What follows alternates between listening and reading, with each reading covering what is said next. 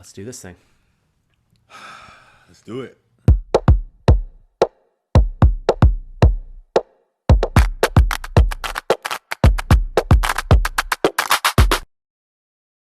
All right, welcome everybody to the podcast, Mr. Ashanti Branch. Hello, glad to be here. Hello there. Thank you for joining me, Ashanti. For me, it feels like this is a long time coming, actually. I think you probably meet a lot of people who have seen you out there. They met you before you met them, so to speak. The first time I saw you was in a film called The Mask You Live In.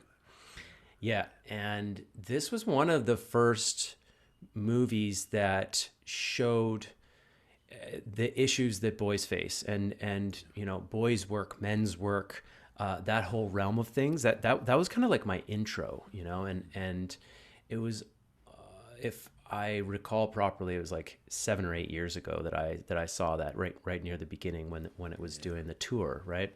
Yeah, 2015. Uh-huh. And you played a very prominent part in this film. They covered a number of young boys boy who had a single father and a couple other kids, but they showed you sitting with a group of teenagers, a circle of teenagers, in a sort of safe space where you're encouraging these guys to share. These guys are in junior high or high school, and you're doing the type of work with them that I did when I was in rehab, when I was 16. And so it really hit home. I was like, boys, young men sitting in a circle together, like talking about stuff that's uncomfortable. And the way that you worked with them, the way that you talked with them, where you really gave them a lot of respect, it struck me. And I was like, this guy is like a perfect leader for young men. Perfect leader for young men. These guys trust him. They respect him. They're opening up, and you're using tools like a mask that you paint, or that you write, here's what I show everybody on the outside and here's what's on the inside, and you're having guys share that. And it's a powerful moment. It's a powerful thing to see. And I think everybody who watched that, thought to themselves, we need this in every school, So at first, I just want to say thank you, man. Thank you for the work that you're doing for young men, and it's great to meet you. You too. Thank you. Thank you for that. I'm glad. It's always really good to hear people's experience with that scene, right? Because what I try and explain to people was that they were going to come to that class where I was at, that school I was at, Fremont High School, Oakland, California. I'm an alumni from that school. I graduated from there. So these young men, they never opened up.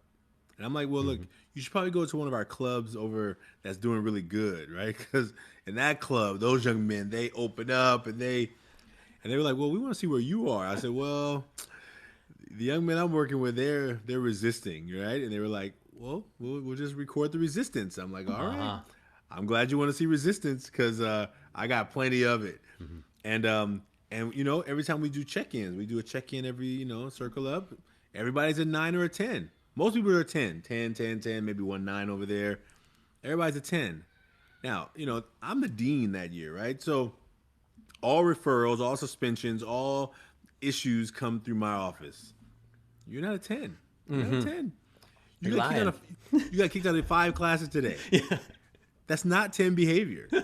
Unless your goal is to see how many classes you can get kicked out of, then you're doing almost perfect, right? You only got 6 classes. And I realized that in front of each other, they had a show. Like, I'm good. Everything's fine. Now, we're in my office one-on-one. I'm not asking softball questions. I'm asking, like, why are you here again? Like, why do you want negative attention? I will give you all kind of positive attention. Like, I ask hard questions because I think I'm trying to learn something. And, man, I learned from those young men. Like, in the office one-on-one, we can go. They can break down. And I'm going to close the windows. I'm like, okay, let's go. Let it out. Let it out. Like, this is the place to let it out. You're in a safe place to let it out. But when they got in front of each other in the circle, everybody's too cool. Nobody feels nothing. And in a circle, I can't tell their business. My job is to hold space. So I'm holding space for everybody. And I'm just watching them lie and lie and lie. And I'm just like, oh my goodness, what are we going to do? And I tried so many things. And when they told me they wanted to come film, I was like, I don't know what we're going to do, but I'm not making no headway here. And they were like, well, we'll just capture what we can capture. And I'm like, all right. And in my mind, I'm like, okay. I heard that out loud, but in my mind, I'm like, you can't come here and just watch young men saying I'm doing great, nothing's wrong, everything's fine, because I know it's a lie, but ultimately, what does that do for anybody learning from this situation? And I was like, let me try something else. Let me try this activity. What if they don't have to talk about it? What if they don't have to talk about it? What if they just write it? Mm-hmm. And then I was thinking like how I was gonna do how I was gonna collect. I was trying to figure all that out, and when I figured out, I'm gonna just have them throw teenagers, give them permission to hit each other with paper. You give them permission. Mm-hmm. That is like a win, right? Yeah. So, all right, and that's how we did that activity. And literally, I didn't know it was gonna work. Out of my chair, I had like 2 other activities I was gonna try because if that thing didn't work, I was gonna try something else. So I don't even know what the other 2 activities were but I remember like if this doesn't work, I better find something else, right? Because man, I was scared. And then when those masks came around, they started throwing them. They picked up one and they opened it, and I just felt the room just like go silent, like absolutely. And I was just like, wow. And I literally was all I'm doing in that moment every time I watch it, I'm just like coming from the top of my head, from my heart to my head to my mouth. Like, okay, what can I say? I don't even know what's happening because I've never seen this before. Like I'm in shock in the moment, and I'm just with them, and I'm like I'm trying to ask questions. I'm like, why don't we talk about it? Why don't we hide it? And when that young man said, you got to keep your poker face on. You can't let people know what you got. I'm like, oh, you're so right. Like I was there. I was in those seats. I was in this building, probably the same paint job. I was in here 20 years ago, acting the same way. Mm-hmm. I'm good. Everything's fine. And it was not fine. And so it was a full circle for my own self, but also for the work, right? Because I never planned to be in education. When I was walking those halls, I was trying to get out of Oakland so I could be rich. Yeah.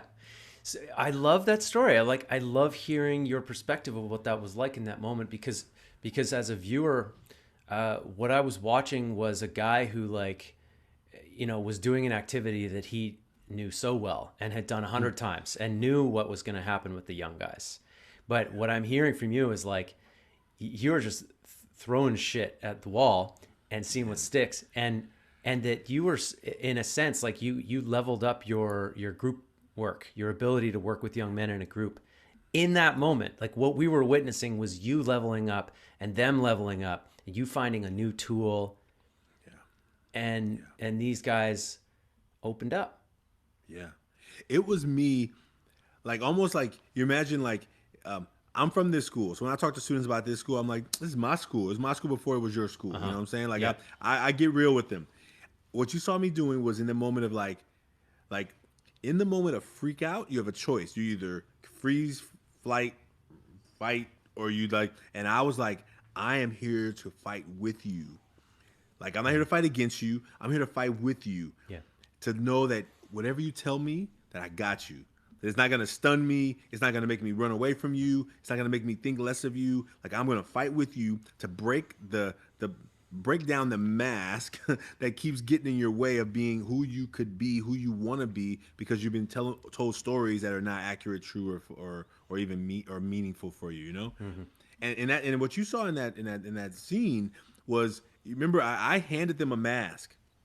Like I'm literally trying something new. Like I'm like, okay, I'm hoping this thing works. Okay, I give them a mask. They write some words, and the evolution from there to where we are now, where we've collected, over 50,000 masks from like more than 25 countries, right? What I've seen now, and the way the mask looks right now, I'm gonna show you one. Yeah. There's a pile of them here to my desk. There's a pile of them here, but this is one that really stands out to me the most, and I reference this a lot. But I'm gonna let you see this one, okay? Mm-hmm. Yeah. All right. So this is a picture of a mask, and if you look at the words on the outside, you see happy, smart. Oh, you can read them. Outgoing, caring. Yeah, that's the outside. Now the word from the back is bleeding through because, but I'm gonna let you see what's on the back. You probably already saw it. I don't know if you could tell what he wrote. Anger, anger, anger, anger, anger, anger, anger, anger. So much anger. 18 times. 18 times. And when I first saw this, you see it's wrinkled up. It's wrinkled because we balled it up. This was the first big, huge workshop I did where I had a snowball fight. There was about 300 boys in a gymnasium throwing pieces of paper at each other. I almost thought it was out of control. Man, But yeah. but Yeah. this is the one when I got home and I flattened them all out and I saw this one and I'm like, my heart just broke. Like, man, what are we doing with people who are carrying around so much stuff and they don't get to talk about it? We're not talking about it. Yeah. And so what happens is it's coming out somewhere. All that anger on that paper, that you only had to write 3 words. The fact you wrote 18 times anger, Yeah. that is a demonstration for your own self, not for me, but for your own self that there's more in there. And when do we give people a chance to take it off? When do we give people a chance to like process it? If we're told communities that we live in, man, don't show no feelings. Anger is respected, but if you're at some fancy school and you're dealing with a bunch of anger, you better hide it because Yep. the teachers are going to get afraid of you. You know, most of the teaching profession are mostly women. 78% are women in the education. So if you're a young man who is like got big stature, big voice, big presence, and you're showing all this anger, Dangerous. you're dangerous, right? Yeah. Yeah. It's an interesting phenomenon, that we live in a society that seems to be emotionally illiterate. I'm not surprised that teenagers have a mask. Like I'm kind of like, yeah, from what I know about childhood development and how an ego forms, it kind of makes sense that like by the time you're 14, 15, 16, you got an ego and that you got a mask and that you think you got to be a certain way in the world and you're trying stuff on. Like teenagers are just trying stuff on all day long. Like, oh, that guy looks cool. Like I'm going to start walking like him. Oh, he's listening to, that music sounds awesome. Like people must respect that. I'm going to like listen to that music and turn that up real loud and move to it, like, and you're trying to figure out who you are. And largely in your 20s, you are also still trying to figure out who you are. Like I would argue that we don't even really get close to knowing who we are until we're in our 30s. But that seems like a normal process.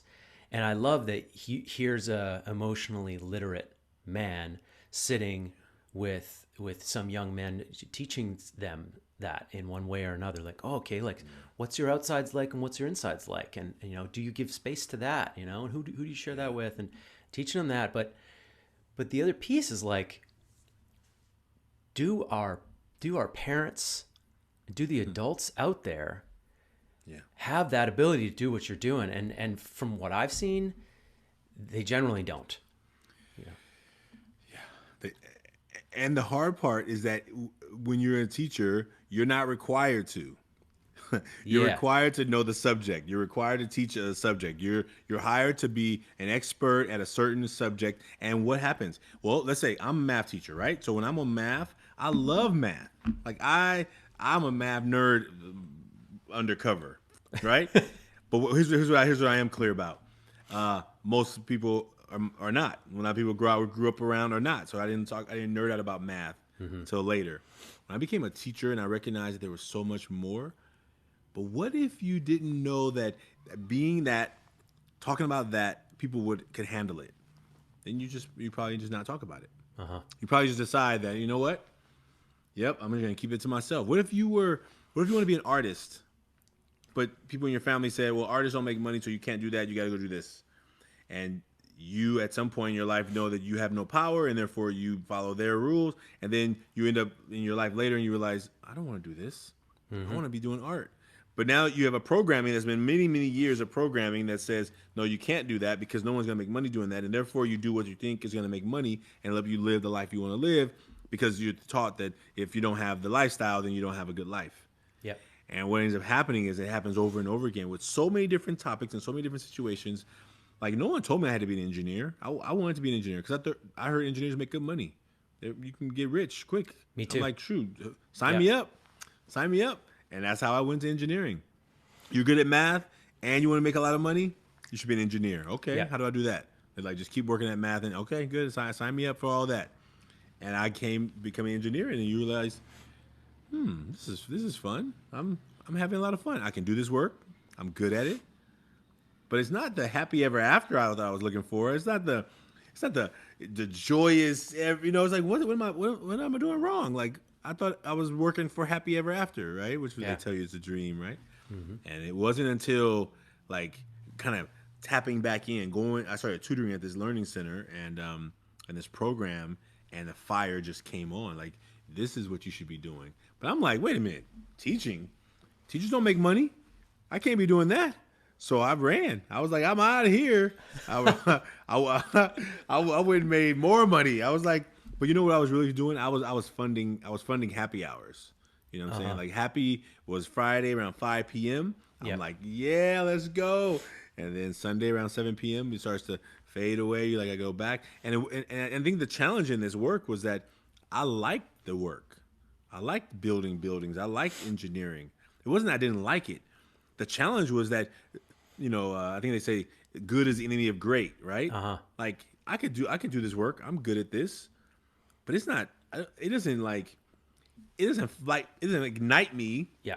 To being like who I like. Is it me? I'm just working to go to work all day and then come home and then watch video games and play TV and blah blah blah, and then I come back to work. I felt like something was missing, and when I started teaching, it was like this is the thing that brings me not only joy, but a great sense of purpose. And I think that is that's how it's been going. This is like ever forward. The program I started my first year teaching is 17 years old this year. It was 17 years ago when I started this program. I didn't know what I was doing. Sometimes I still don't know what I'm doing. I'm running the organization now, and I'm like, what am I doing? I'm like, you know what I'm saying? Like we got a big event this weekend, and I'm like in that mode of like, I think I'm still a lot of learning. And I think they say when the student is ready, the teacher will come. And I think I'm still learning a lot in this, not only this nonprofit, structure and atmosphere, but also in this work of service, right? Like, and I think it's really interesting. Man, amazing story. I got questions. Okay. So first of all, do you tell young men that story? Do you tell them about how you followed what people told you that you should do based on what you're good at, and how you found your real purpose? Yeah, I tell them mostly, like, if young men who are in our club, they usually hear part of my story during our first workshop. Yeah. And I tell a couple of different stories, or I tell whichever one I feel they're ready for. Most times when they find out that you were an engineer, I say, I'm still an engineer, by the way. I pay for that degree. I'm a constantly own that I'm an engineer. I'm a teacher too, but I'm an engineer who teaches, right? Yeah. But ultimately, I really said to them, my journey took me there, because most students who know how students treat teachers, who know how schools are set up, they're like, man, I would never be no teacher. I mean, that's my community. I never met a kid in my classes who were like, Mr. Branch, you know what? One day I'm going to be a teacher. I can not double zero came to me and said those words, you know? It's the system. You're a part of the system, man. You are the man right there. You just try to hold me down. And every time my student said to me, you don't care about us, you only here for the check. I was like, let me show you one of my checks. Let me. I ain't got no pride in this. Let me go get one for you. Here, you see that check? Now let me show you one of my engineering checks. Yeah. Now I go and I'm like, so let's talk about what I'm here for, money or not, because I'm clearly, absolutely number proof that not here for this money. Because why would I leave? And they're like, you left all that to be here? I'm like something called me here. I didn't choose this. This chose me, So I do tell them that story when they're ready for it, and it sometimes gets weaved in, Sometimes the nuance of why I became a teacher is not as important. The fact that I'm in this work because I think I was called to this work. That's the piece. That's the piece that I think is actually one of the really important pieces for young men, that not a lot of adults give that piece of the story. That the lesson behind, like, hey, like, there's a lot of people that are going to tell you what to do with your life. There's a lot of structures out there that are going to say, like, come get educated here and then get this job. And there's a lot of cool people that you're going to see, like, oh yeah, maybe I want to do what that guy does. Yeah. But there's something in here that that a lot of people don't even start to listen to until their late 20s or early 30s, or sometimes their 40s, right? I've known a lot of people go do PhDs in their late 40s and early 50s. And reminding young men and sort of teaching them and telling them stories that help them listen to this early is like, man, that's gold. That's it. Yeah. That's gold. Yeah. So I also wanted to ask you, are you at a place in the organization with Ever Forward where you still do get to work with young men and you get to like do the work that you love? Yeah, ironically, I do more of that work, than probably the stuff on my desk. If you can see this desk, which I'm not going to show you, like there's a lot of stuff here. But like I that is where I got to get the fire from. Like running the organization is so critical and important, but I didn't start it for that reason. I didn't start it to be like, let me put my name and part of running an organization. I was a teacher who started a program at lunchtime helping kids find their voice. So I think what I do right now, I'm the executive director, but I'm also the program director. And when I just did a workshop last week, I mean, a group of young men, our workshop now looks. So this is our first one, actually our second one live since the pandemic, right? These are masks that young men made in the workshop. They're now on cards, if I can see. Like awesome. They're now on cards. This one's hard to read. This is so on the front you see, the second one I can't even read, but the last one says, last one says it's hard to read.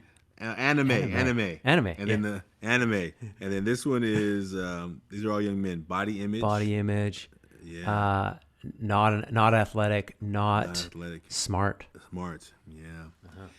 and this is over and over again the same stuff, right? The same. I'll find one that's just easy to read. So, like this one, like on the outside, joy, care, energy; on the inside, alone, helpless, emotional.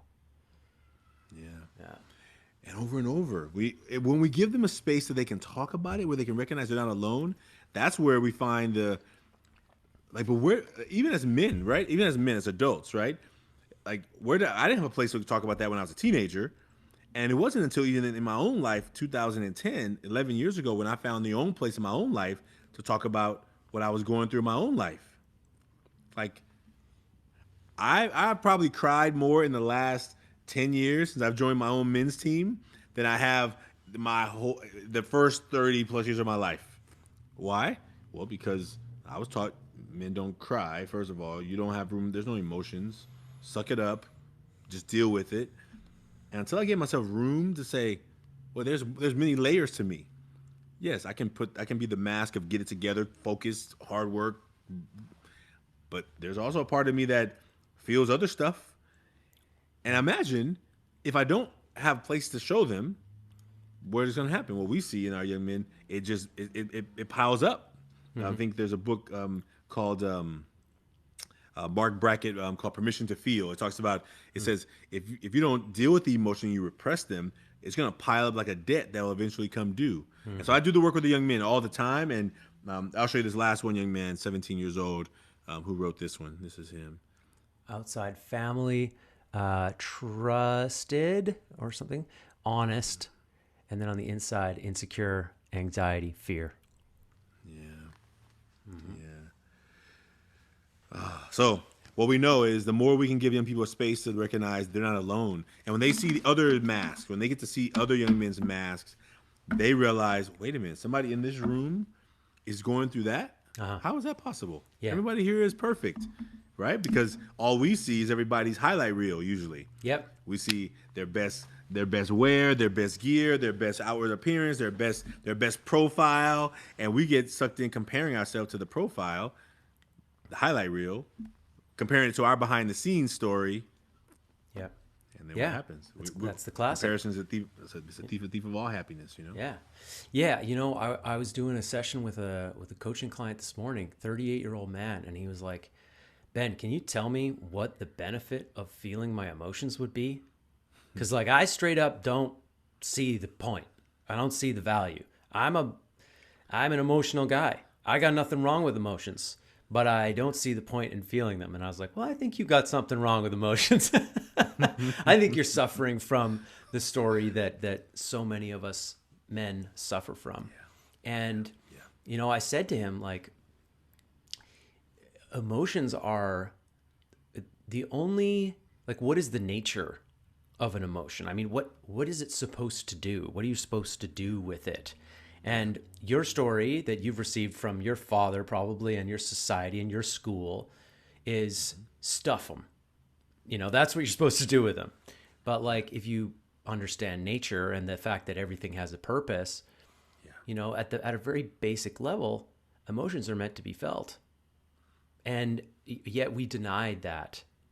We deny ourselves that. And then from a social evolutionary perspective, they're meant, or our emotions are meant to bring us together. They're meant to be felt and to be witnessed. So I painted a picture of him sharing his grief of losing his father with a group of men. And he's telling me, like, hey, like, I lost my dad 3 years ago and it hasn't got better. Nothing's better. Like, my feelings around it are the same and I'm stuck with it. And I was like, you got to feel them, man. You got to feel those feelings and you got to be witnessed. You got to be witnessed. Because right now he's like, if there's death in a TV show, he's like, I'm out of the room. He leaves the room. Right? I was like, you're running from your emotions. And like, you just got to turn around and face them, man. Yeah.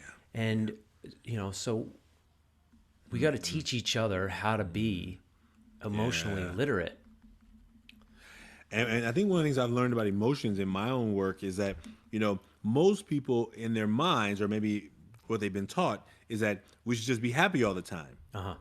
But, I mean, you think about all the emotions, there's a mixture of, there's positive emotions and there's not so positive, or pleasant emotions and not so pleasant.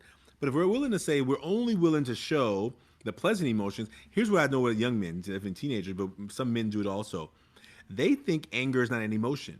So the fact that they're always angry, right? They don't think they're emotional. Uh-huh. You're just stifled in what your emotional vocabulary is. So you think you're not emotional, but you're very emotional because you're always pissed off. Yeah. Right? Either you're funny or you're angry. I tell young men, look, some of you got a hammer and a tickler.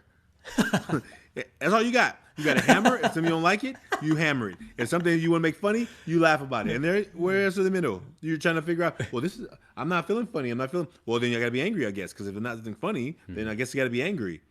I'm like, wait, you go from those two extremes? Like, there's no just being okay? Just like, I'm just good. And I tell young men, look, for a man who only has a hammer, everything looks like a nail. Uh-huh. So from some of you young men in our work is like, dude, you're and some men that I know too. You're hammering everything. Mm-hmm. Like that needed a little bit of sandpaper. You went to the teacher. You just need to ask a little question, get some help. You went in there with a hammer, hammering stuff, and now you can't even go back to the class anymore. Yeah. You need a screwdriver. Tighten that little situation up. You went in, like Bam Bam, banging stuff around, thinking it was going to solve it. And you made it worse, right? Yeah. And I think that's what we're trying to help them see. And I for my own self, too. Not only for just the young men, for me. There's a book, I don't know the name of the book, but it's about conscious leadership. And it talks about, one of the principles says, I will feel my feelings through to completion.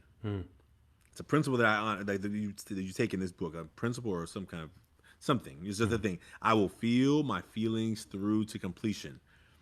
And that's what it looks like when you're doing conscious leadership. When you're not, it's like, I'm going to pretend like I'm not feeling this. I'm going to act like it doesn't matter. And what's going to end up happening is going to come spilling out in the sideways. It's going to come passive aggressive. Yep. It's going to be darted to the wrong people. I'm bring it home because I didn't deal with it with the people who I needed to deal with. And we see it coming back all the time. Uh-huh. Yeah, I love what you're saying. The anger tends to be the default for a lot of guys. And a lot of guys don't know what's on the other side of that anger, and if they do, they're hiding it, and one of the things that I've seen done over and over and over again in men's work, in men's groups, in young men's groups, something that you see in this documentary called The Work, which I know you've seen, is you take men who are tough in that film. I had Eldridge Jackson on the podcast a few episodes ago. You take men who are super rugged and tough, and you have them bring their anger up, and you tell them to pop. You let it go, buddy, pop, and push into these men here, and you have the men lean into him and hold him back, and he pushes and pushes and pushes. And he pushes until he can't go anymore. And then you stand him up and you look him in the eye and you say, "What are you feeling now?" And he starts crying. He starts bawling. And there's all this sadness and grief on the other side of that anger. And you realize that anger was just the front. It was just the thing in between that sadness and the world. And that's the classic case. That's the classic case for men. And because we don't generally teach each other that way of understanding anger, that way of pushing through anger, we don't know how to hold space for each other to be like, "Oh, you angry, man? Okay. Bring that anger to me. Like, push into me, let's feel that anger for a minute, and then stop and take some conscious breaths together and then say, like, okay, now what are you feeling? What are you feeling on the other side of that anger? And like actually receive a man's tears. We don't do that. So generally you don't learn that until you go into one of these containers that's like the minority in the world, right? And so another interesting side note is I've noticed that actually for women it tends to be the opposite. Being in therapeutic context with women, you get them stressed, you bring up some of their pain, and they cry like that. They start crying. That's their defense. And when you start to prod further, you're like, what's behind that? What's behind these tears? Like, are you angry? And they're like, "Oh yeah, I'm angry." When have you showed that anger? Oh, like never.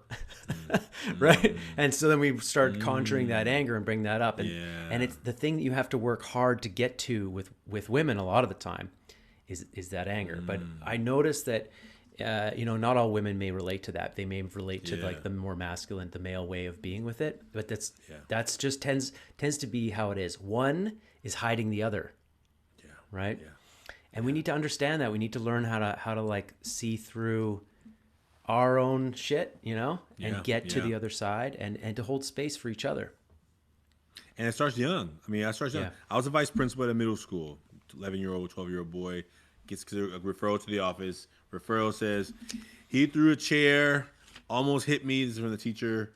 And he comes in. He's like all mad. We never hand the student the referral because most referrals would get torn up. So the student walker brings him to the office. He's like clenching his fists. He's all mad. And I'm like, "Okay, it says you're mad here, but why are you so mad? Like, it says you threw the chair."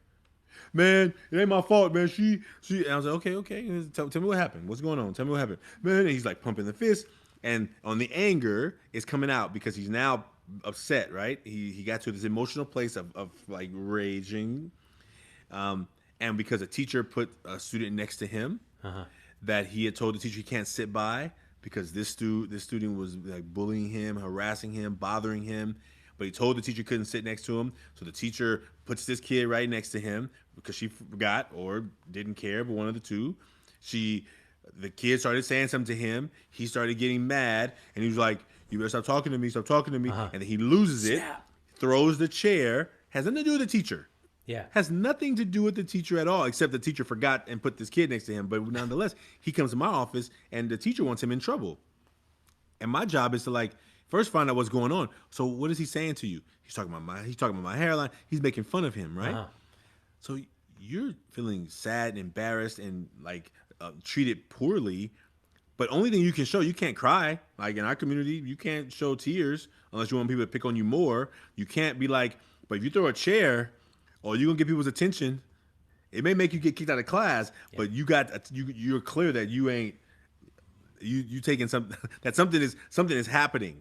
Right? And I think that happens so often, and that one example for that little 12-year-old boy happens to men all over, right? We're dealing with stuff, we're bottling up.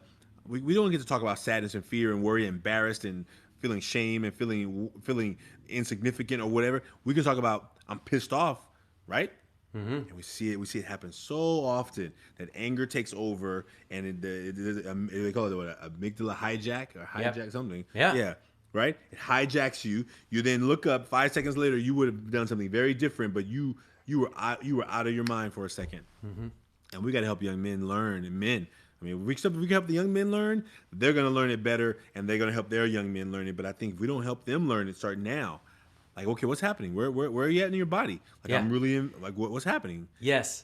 Yeah, like, man, I'm just imagining what it would be like for you to have like a stack of pillows in your office. I don't know if you have this, but like if you had a stack of pillows in your office and a guy comes in like that and you're like, what are you feeling? I'm feeling pissed off. Okay, cool.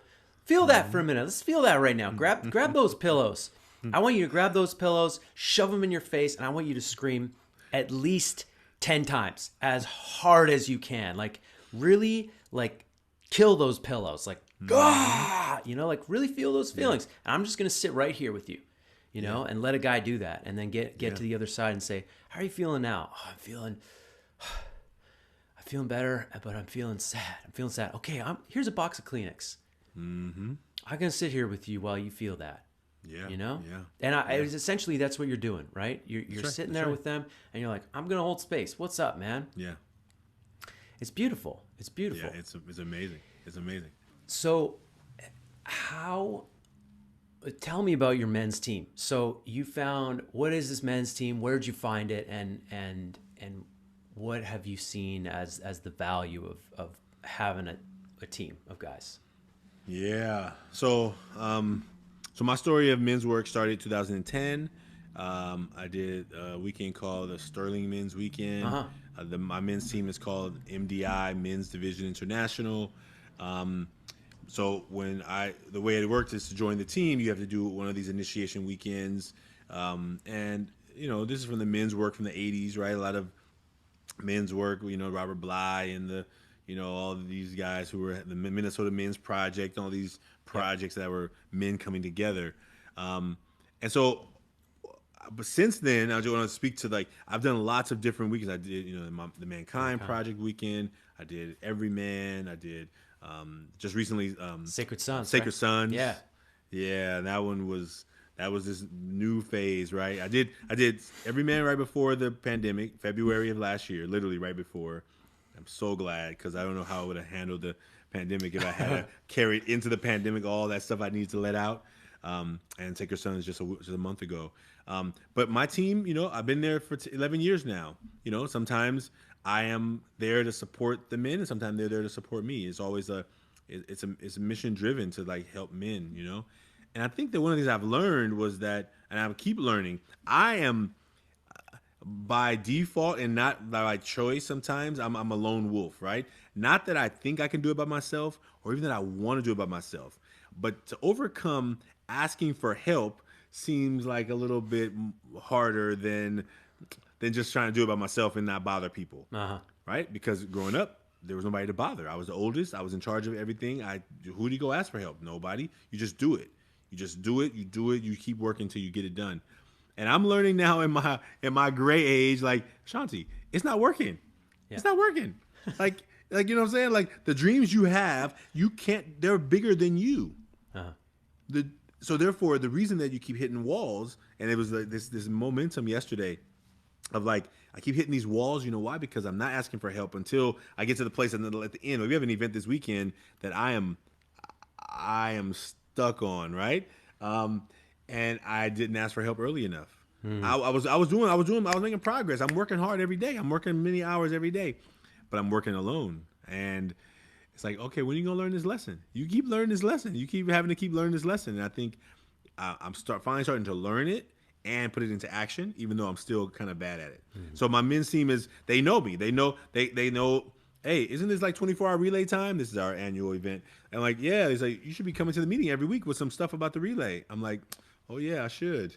Right? And I'm like, but that's when men know you and they hear you and they see you and they want you to win. I didn't grow up with men in my life who were like, we want you to win. We want you to like come to the circle, share your successes, and we want to celebrate your wins. Like I wasn't around that kind of behavior. It was like, keep it to yourself. Don't talk about it. Don't brag. Don't boast. Just. Yeah. But to be around men who's like, let's celebrate some wins. What was your win this week? Right? I mean, that becomes, and when that work is when I start doing with the young men, giving them space to like win. Yeah. Like, oh, no matter how small, let's celebrate a win this week, because we can always celebrate things that went wrong. But how about we begin infusing celebrating things that went right? So then when the next thing goes right, we recognize that that is a win too. And that's what I think it's in the work. So that's been my personal work. And I've been 10 years. When I started Ever Forward in 2004, I didn't join my men's team until 2010. When I went to my first men's circle, I'm like, this is what I've been trying to build. Right. Yeah. I was building what I needed all along. I didn't even know it existed. No one had ever invited me in my whole life to a men's circle. Ever. I'm like, what? And when I went to that first circle, I'm like, this is what Ever Forward is. Yeah. This is what I'm building. Oh my God. I intuitively, I knew there needed to be a space for men to do it. I just didn't have it.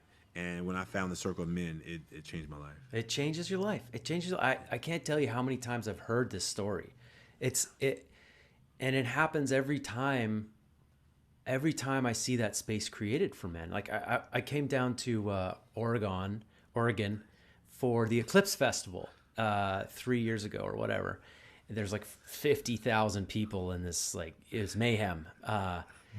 But in the camp that I was in, on the first day of the first official day of the festival, I gathered all the men in a tent, and in like one of these big tents, and we did a sharing circle, and I sort of held some of the space like I do with the men's community here back home. And every guy that was there said that was the best part of his weekend. You know, despite the music and the like psychedelics and this amazing like lake that we had and the eclipse, you know, they're like, that's the best part of my weekend, man. That there was something so like primal and natural to that my whole self was just like, yes, you know, like there's something special that happens when men who have an intention of like being conscious come together in a structured format, you know. Right. And you know, one of the pieces that you were sharing was basically appreciation and recognition. That's huge. Like I think as young men and as boys, we learn not to compliment each other, you know, because it gets interpreted as a sexual advance or weakness, right? It's interpreted as weakness, right? So we can't say like, hey man, I like you. I genuinely like you. You know, that's not cool. You can't do that. That's right. And so that part of us just atrophies. It falls apart. And therefore the piece where we're being seen by our peers and being appreciated also, it falls into disrepair, you know, atrophies. And this piece, like when we're sitting in group and we do an exercise where we're like, okay, everybody just like look around the circle here, and one at a time, like I want you to pick somebody out and tell them something you like about them. You know, Ashanti, I like how you look me in the eye and how you smile, and like I feel your love through how you speak and how you talk. Like I feel your heart, right? And how that energy bounces around the room, and 10 minutes later, it's like magic. Magic just happened. Like this crazy amount of bonding, this tightening of the squad. It's beautiful, and it's like this gift that we can give to each other that we should have learned all along. But somehow it's only happening so much in these sort of sacred circles, right? And even what you just said, that's a beautiful. I'm glad you talked about the complimenting each other, because there was a researcher. Her name is PJ. I don't know her last name. She did a search in the height of this no homo phase that was around the world. If you look at hashtag no homo on Twitter, you will see thousands of posts. But you know what is actually happening in those posts?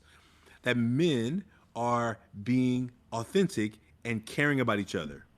They're not. They're saying no homo in a way that is like to tell people I'm not gay.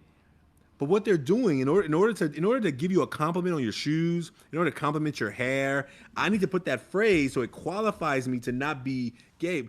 and I don't appreciate that. But I mean, as a teacher, I used to have to address it all the time.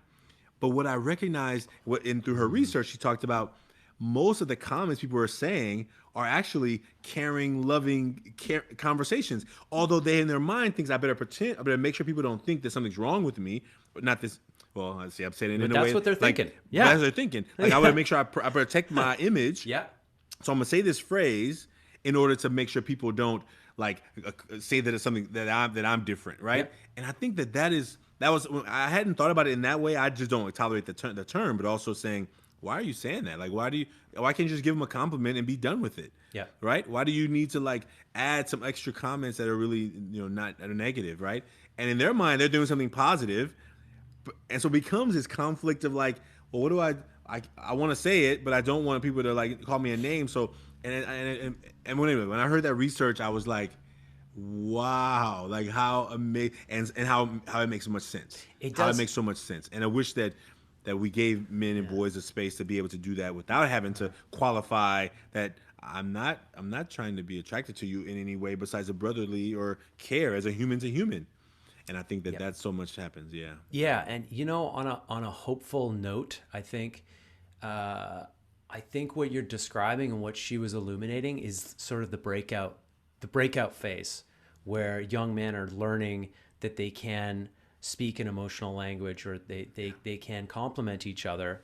It's just in that breakout phase they had to like cover it up, like, hey, I'm not trying to be weird or anything, but I like your shoes, right? And that's the beginning of something that I'm seeing. I don't know what you're seeing, but like around here, I'm in Vancouver, so there's like it's upper class, and there's less crime, there's less like fear on the streets. Like I think young folks are more comfortable, where they are. But what we see, like I got a little white dog. And we walk the dog with my wife down this fairly busy pedestrian street, and you see groups of young boys, groups of young men. You see like 14, 15, 16-year-old guys walking together, and they're like, oh, that dog's so cute, and I'm like, and we're always so like blown away, like these guys are their hearts are open enough that they're like, oh, hey, little buddy. And they laugh when Bodhi runs past them. And for me, when I was that age, that wasn't happening. There was not, I didn't have that sort of openness. My heart was not open like that. And we see them the way they're talking to each other, and they're sort of, they're sort of warm with each other. Yeah. And I coach young men, and I hear their language, and they can give the language of appreciation. And I'm like, oh, this next generation is a little bit more emotionally intelligent than my generation was. They definitely are. And they're definitely way more open to sexuality differences, right? There's, when I was a kid, it was the worst insult to be called gay, right? But I think more and more young men and young women are exploring their sexuality with more of an open mind and with less stigma, so I feel like some of the work that we're doing at a societal level is working, and that it's filtering down, and that the next generation's coming up to something a little bit better. And the pressure, and I would say yes, we see that as well, like a lot more openness, and those pressures are still super embedded, and I think what I also see, and lots of examples, but what I see is there's opportunity for us to say, because we have so, like, for parents who don't tolerate that kind of thing, when it lands in their home where their child doesn't identify maybe in the body that they were born in, it becomes really challenging, and those kids sometimes ends up finding themselves homeless or out on the streets, or have to like pretend until they get to a place where they are not dependent on the income or family support, when they can be off on their own. But we just see so many different things happening, and I think that, we live in a world where I get to tell you how you should be, and I get to tell you, and I think you should listen to my opinion about how you should be and who you are, as opposed to why does it matter to you? Yeah. Why is it important to you? Like, why? How do we get to a place where everyone gets to decide how other people should live? I mean, if it's not impeding on your well-being or anything, or I can make it feel like it impedes on my well-being. Uh-huh. It makes me uncomfortable. Like, oh, so now, so I think that so much it happens in that way of us recognizing that the young people are going to lead the future, and they know it. It's not like cliche anymore. Like they're saying, look, old people, y'all had all this time to fix it up. Y'all still can't get it right. We're gonna take over, and this is how it's going. Because the world is in this device. Yeah. And I know a whole many adults have no idea how to use these devices, which is why they're going to be left behind, right? Yeah. And I think what the young people are saying is, we got this. We'll take care of it. And it's what we're seeing, right? We're seeing young people taking the leadership, young people building their own companies, young people starting movements because they're not waiting for us to do it anymore. And so, how about we help them to create more of the world that we could have lived in if we had the courage to do it at their age, right? Yeah. And I think that's what we're gonna work. That's what we're working towards. Holy shit, man. We need to let go. We need to let go of how we think the next generation needs to live, because that we can't wait for every third generation to make a leap in our progress societally, like we need to let go, and we need to respect what the changes that are occurring. We need to respect each other's decisions. And man, what you were saying about gender and sexual proclivity, like whichever way you want to lean, and how we really need to, we like to make it a problem, but it's not really a problem. Right. I don't want to sidetrack too hard, but like we need to do that around the vaccine thing. All right, with COVID, like I have not seen people tell other people what they should do more than I'm seeing right now. It's like it's everyone's business whether you're getting vaccinated or not, and they're going to get on your back about it and tell you why it's important that you do it. And meanwhile, it's a thing that you're putting in your body. Like why can't we just make a decision for ourselves and respect other people's decisions? It's because we're all running around scared. I know in the U.S. it's better because I have a lot of friends in the U.S. and I've checked in with them about this, and the U.S. has like a large chunk of people who are not getting vaccinated, and a lot of people are just respecting that. But man, in Canada, it's off the hook up here, man. People really want to tell you what you should and shouldn't do to protect yourself from the big bad COVID, and it's to me it's the same thing. I mean, I understand we're dealing with an infectious disease. Yeah. But there is to me, it's almost like this situation is a test of how willing we are to let go of our judgments of other people, and to respect each other, and to make friends in a time where we're all in this together.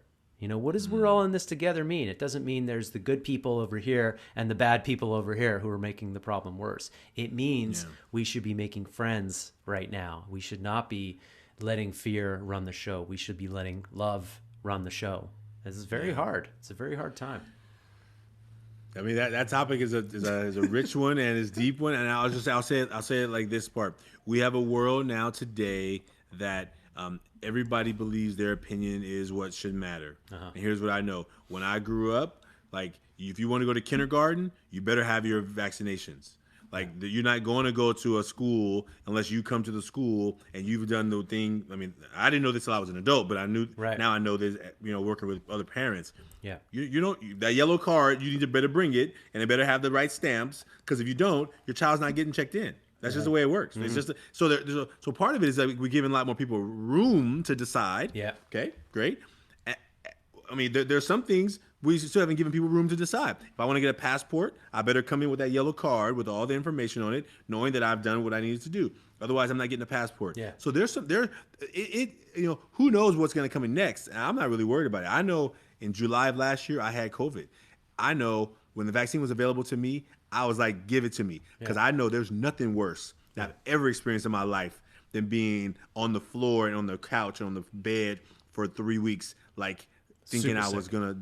I mean, so I'm clear for my own self. I don't care what anybody else does about their own self. Yeah. But I'm like, hey, don't be trying to shake my hand. Don't be trying to hug me. Don't be let's be clear. Like let's respect each other's space. Yes. I need to protect my well-being and my health And when I'm going outside, I'm gonna have my mask on. And you can, and no, I'm not gonna listen to anybody telling me what they think I should do or not. Yeah. But I tell people, I got cool masks. You know what I'm saying? Like this is one of my lucha libre masks. Oh, yeah. So I don't worry about it. But ultimately, I'm saying I don't need to listen to you, and your opinion actually doesn't really matter. Yeah. To be honest. Yeah. So thank you for your opinion. I didn't ask, and second of all, I don't really care. Yeah. Do what you do. Do you? Yeah. And I'm gonna do me, and I'm gonna make sure that for the vision and dreams I have in my life, I need to be alive to do them, and I'm gonna do what I need to do to stay in that way. Yeah. So yeah, I know. Yeah, it's rich. It's deep. It's powerful, and like I get why some people have their feelings they have, and also I'm like, at some point we as a world, as a society, are going to make some decisions, and we know there's more things down the pike that we can only imagine, right? That we haven't seen yet. So yeah, I love what you said. It's I respect how you see things, and I respect the decisions that you make to take care of yourself, and I feel like I can be close to you with that opinion, right? And if I'm more of a Democrat and you're more of a Republican, I still feel like I can be close to you, even though we might disagree on the reality of things or the origin of things or how things should be in society, and that lesson, I feel like is what we all need the most right now, is like, how do we be together? How do we care about each other, even if we disagree on something, or even if, we see things a little bit differently? Because That's right. the truth is, like, what really matters between humans, is like the love and the recognition and the appreciation, right? And just giving each other space. Right? Yeah, but imagine that part. We have the recognition and the ability to see things differently. Yeah. But the way the world's designed now, when I open this, I only see the stuff I really want to see. Yeah, I have no practice. We are out of practice of hearing a differing opinion of thought, because what I follow is what I follow, and what's in my algorithm is what my algorithm, and I just hear more of what I really want to hear. Yeah. And therefore, when I hear somebody who says something different, it's so foreign to me, because I'm only curating my own news cycles. Uh-huh. Whether it's Instagram, Facebook, Snapchat, Twitter, what I follow is what I get, and I get more of what I want. And that is dangerous, I believe, to as much as I love my phone. I think that part of our young people and adults who are out of practice being able to hear. So when you say something that doesn't match what I already believe, I don't want to hear you. Yeah. And therefore we become to where we can't tolerate somebody who's different than us, because we've never even had practice even navigating just difference of opinion. Yes. And it's only going to get worse. Yeah, it's only going to get worse. Like because these are getting smarter. Yeah. Yeah, I feel like one of the best things you can do in real life is seek out people who are on a opposite spectrum from you in some manner. For me, like meeting a Trump supporter. I'm in Canada, but everybody chooses a side, and for me, meeting a Trump supporter is very infrequent. But I have some friends who were supportive of that side. That I have some men in my men's team, in my men's circle, who are there, and the practice of listening to each other and having perhaps some friendly banter, but coming back to love with one another, I feel like is very nourishing. It's exactly what we need right now, So going back to the men's circle piece, I almost wanted to just like close out on that piece, because I think it's personally my biggest mission right now is to advocate for men to have a team, like you're saying. They call it a men's team in Sterling, and in the Samurai Brotherhood, we call it a squad, a men's squad, and we've got 50 squads right now in the Brotherhood. And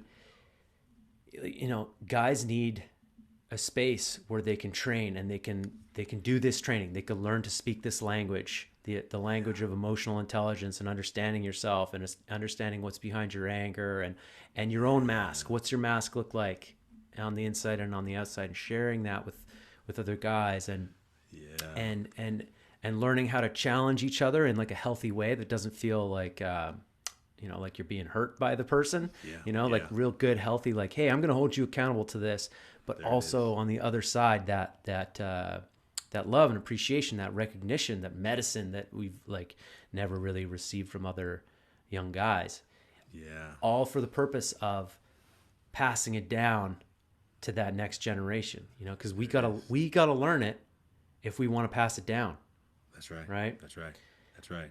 So you know it, Yeah. and you're passing it down. You've been passing it down for almost 2 decades, and you've influenced so many young men. So I really appreciate the work that you do, man, and that you're out there. You got a podcast, right? Yeah, it's called Taking Off the Mask, and we just come together with men and young men. Our last episode was a 17-year-old young man. He's a sophomore in high school. We were in a young phase because they're graduating and they're moving up ages, so we're got some young people, but yeah, all ages, and men have a space to take off. We do the mask. We both make a mask. We talk about the mask, and it's really a space to do that work.